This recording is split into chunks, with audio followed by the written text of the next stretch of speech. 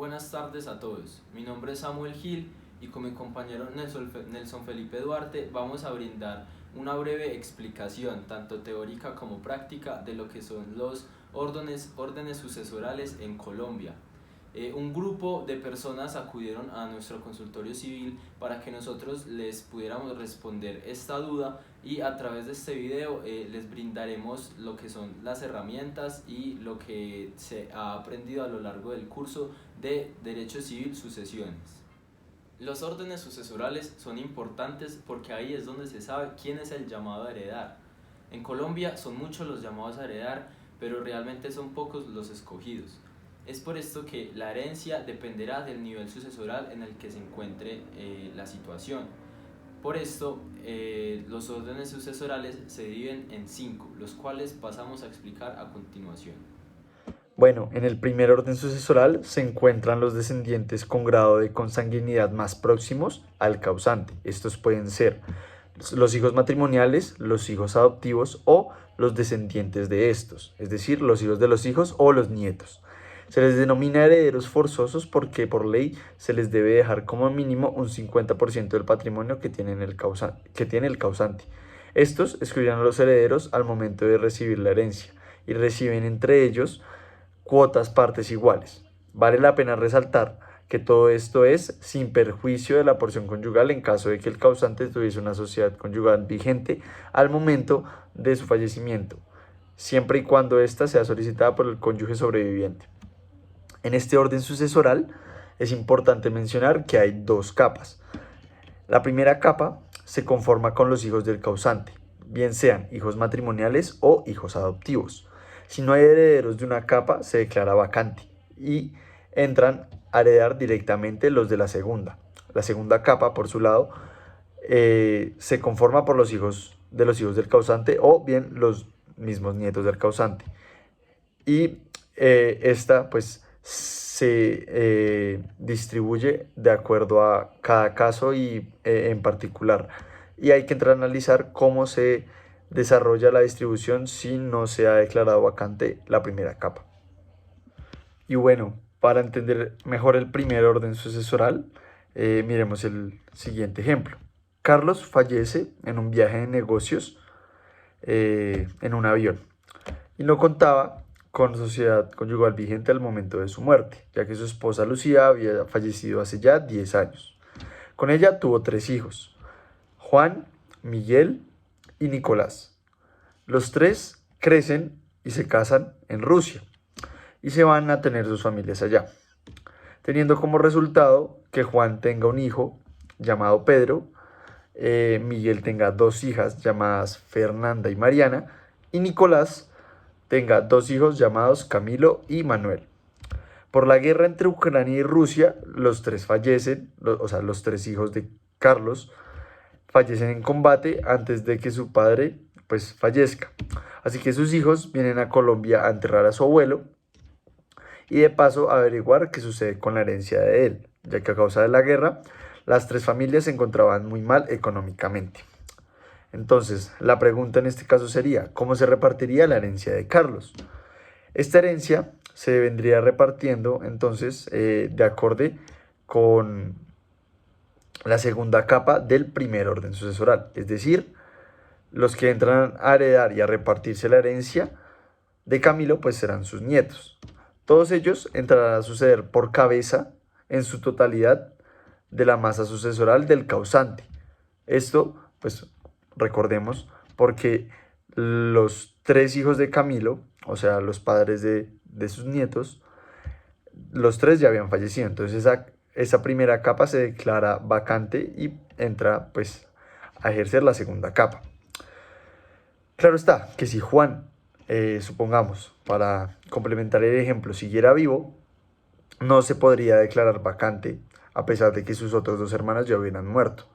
Por lo cual, Juan entraría a suceder a su padre por cabeza de acuerdo al porcentaje que le habría correspondido si sus hermanos pues siguieran vivos o de acuerdo a la primera capa del primer orden sucesoral, que vendría siendo 33.3% al ser 3 hermanos. Entonces, Siendo así las cosas, la distribución de la masa sucesoral de Carlos pues, cambiaría completamente y sería 33.3% para Juan y los otros 33.3% de Miguel y de Nicolás se repartirían de forma distinta, ya que ellos sí fallecieron, pero pues cuentan con sus hijos respectivos, los cuales entrarían a responder por ese 33% de cada uno, a suceder, perdón, pero de una manera distinta. No sería por cabezas, sino sería por estirpe. Entonces, Fernanda y Mariana entrarían a suceder por estirpe a su abuelo Carlos de acuerdo al 33% que le hubiera sido otorgado a su padre Miguel. Y Camilo y Manuel también entrarían a suceder por el 33% y por estirpe del porcentaje de la masa sucesoral que le habría correspondido a su padre Nicolás por la muerte de su padre.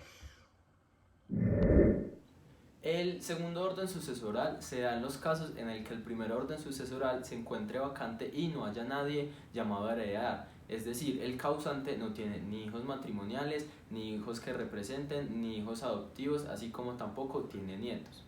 En este segundo orden se miran los ascendientes, es decir, los padres, el cónyuge y los padres adoptantes. En este caso también existen las llamadas capas, por lo que la primera capa consistirá en analizar si los padres están vivos. De no estar vivos los padres, se pasará a analizar esa segunda capa, los cuales son los abuelos. Y si los abuelos están muertos, pues se pasará a analizar si están vivos los bisabuelos. Es necesario especificar que si al momento del fallecimiento el causante tiene un cónyuge, este también tiene derecho a heredar, pero en ningún caso tendrá el derecho a heredar la totalidad de esta herencia.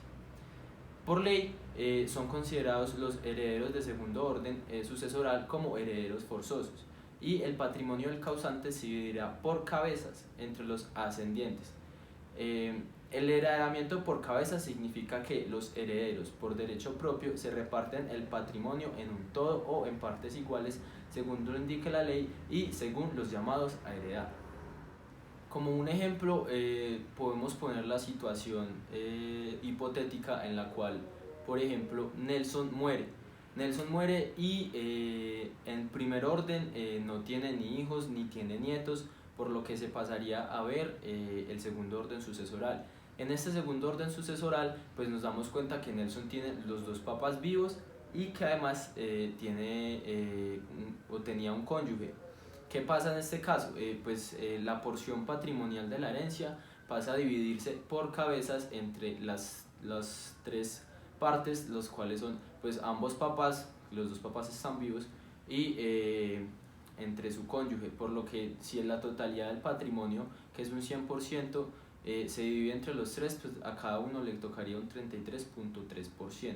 Y bueno, respecto al tercer orden sucesoral, este es aquel en el cual cuando el causante fallece, no deja ningún tipo de descendencia, bien sean hijos adoptivos o hijos matrimoniales, ni tampoco cuenta con ningún tipo de ascendencia, es decir, que sus padres hayan fallecido y que no cuente con padres adoptantes.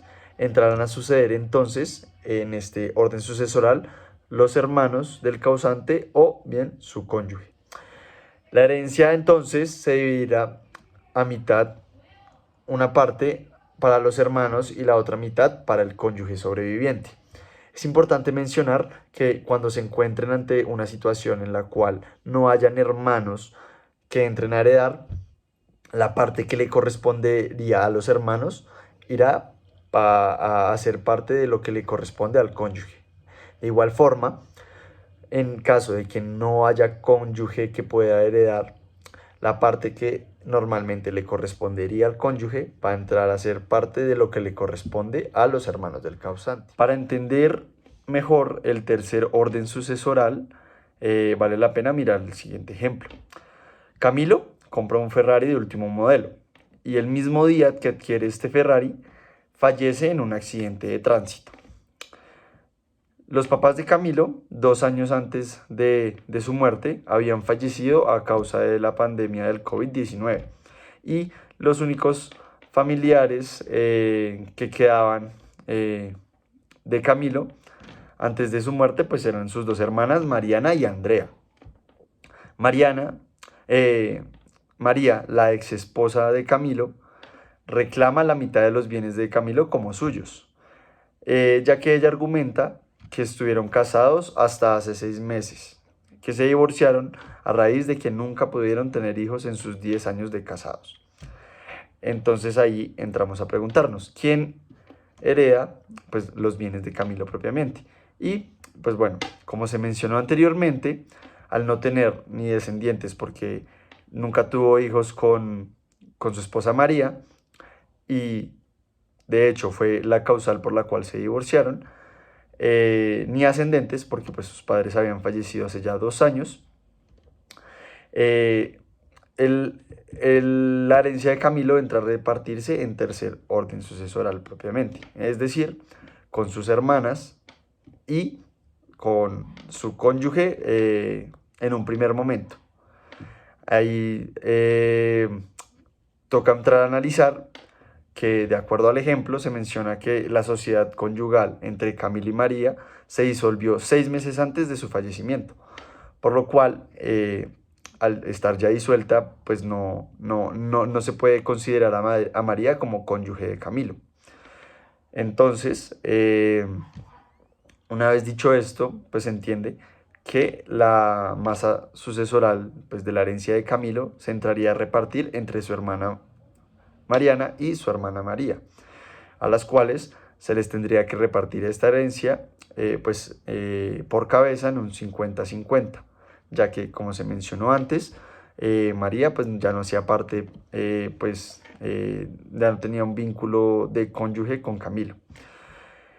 Caso contrario, es que si María no se hubiera separado, es decir, no hubiera liquidado la sociedad conyugal con Camilo y éste hubiera muerto, entonces la repartición cambiaría completamente, porque pues ya habría una sociedad conyugal pues vigente al momento de la muerte de Camilo, y la repartición tendría que efectuarse de forma distinta. En este caso, María tendría derecho de un 50% de los bienes de la herencia de Camilo, y el otro 50% le correspondería a sus hermanas, siendo este repartido pues 25% a Mariana y 25% a Andrea. Es así como funciona el tercer orden sucesoral, y en este caso pues se entiende que lo más importante es que dentro de los órdenes sucesorales el causante al momento de su muerte no tenga ni ascendientes ni descendientes vivos que puedan llegar a heredar, dejando así que la única opción para que puedan heredar, de acuerdo al orden, sea sus hermanas o bien sea su cónyuge.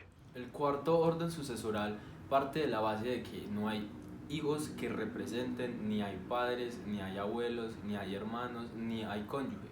Este orden sucesoral, los que pasan a heredar realmente son los hijos de los hermanos del causante, es decir, los sobrinos.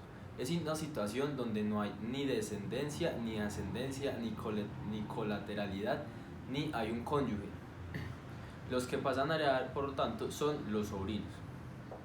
Un ejemplo podría ser el caso hipotético en el cual Mateo, por ejemplo, pues fue una persona muy solitaria toda su vida.